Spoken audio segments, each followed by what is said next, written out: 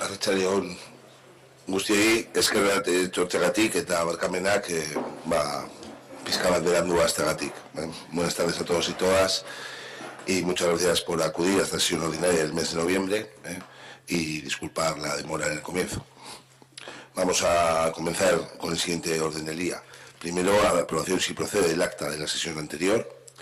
Segundo, toma de posesión del concejal de don Aitor Cid Carretero en representación de Irabasi.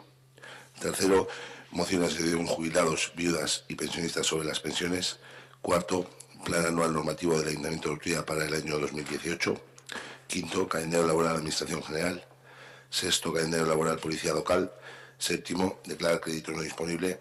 Octavo, adjudicación del servicio de domicilio. Noveno, propuesta de acuerdo de General Riestra. Décimo, declaración institucional correspondiente al 25 de noviembre, Día Internacional contra la Violencia hacia las Mujeres.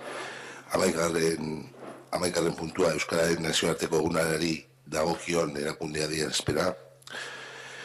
12ª, moción presentada por el Grupo Municipal de EH Bildu sobre los usos no agrarios de herbicidas químicos. 13º, dación de cuentas y decretos. 14º, ruegos y preguntas.